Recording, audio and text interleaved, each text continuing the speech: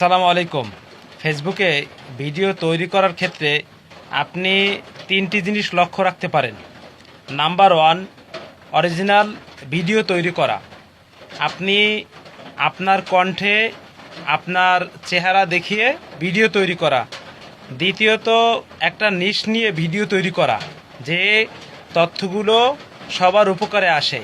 3 number, আপনি ফেসবুকের guideline মেনে ভিডিও তৈরি করেন। কারণ এইখানে সবচেয়ে বড় বিষয় হলো অরিজিনাল কন্টেন্ট যেরকম ফেসবুক চাচ্ছে, সেরকম কন্টেন্ট মনিটাইজেশন পলিসি এবং পার্টনার মনিটাইজেশন পলিসি মেনে আপনি ভিডিও করেন, সেটা ফেসবুক চাইতেছে। এখন এই জায়গাটায় আপনাকে দীর্ঘমেয়াদী প্ল্যান করে ভিডিও করতে হবে। আপনি আসলেন, রাতারাতি ভিডিও করলেন, ভিডিও ভাইরাল হয়ে গেল, এরপর আপনার ভিডিও ছড়িয়ে গেল মানুষের মাঝে, আপনি অনেক ডলার ইনকাম করলেন, এরকম স্বপ্নের মতো চিন্তা করা যাবে না। ফেসবুক থেকে আপনি আর্ন করতে পারবেন, সেটা একটা সঠিক উপায়।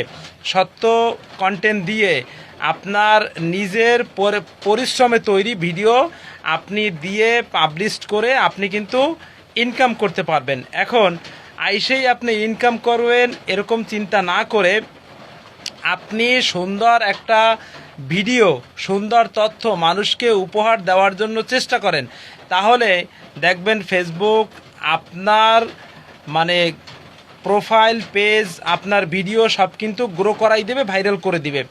এটা আমি অ্যানালাইসিস করে যতটুকু বুঝতে পারছি। এখন এই জায়গাটায় আপনি যদি নিয়ম নীতি মেনে কাজ করেন, অবশ্যই আপনি একসময় সবার মাঝে পরিচিতি পেয়ে যাবেন। এখন আপনার পরিচিতি আপনার তৈরি করতে হবে। আপনি যদি আপনার পরিচিতি ভিডিওর মাধ্যমে তৈরি করতে চান, পোস্টের মাধ্যমে তৈরি করতে চান, তাও আপনাকে 3টে বিষয় খেয়াল করতে হবে। ওই যে অরিজিনাল কন্টেন্ট, নিশ মানে একটা নির্দিষ্ট ক্যাটাগরি, এবং সঠিক তথ্য। এখন এই সঠিক তথ্যটা আপনি কোন অডিয়েন্সের মাঝে প্রকাশ করবেন? বেবি বাচ্চাদের 0 থেকে আপনার 18, না আপনার 18 থেকে 30, না 30 থেকে 65, এরকম আপনার নির্দিষ্ট একটা সিস্টেম থাকতে হবে। তাহলে আপনি ফেসবুকে ভালো কিছু করতে পারবেন, অথবা আপনার নিজেকে পরিচিত করাইতে পারবেন। ধন্যবাদ।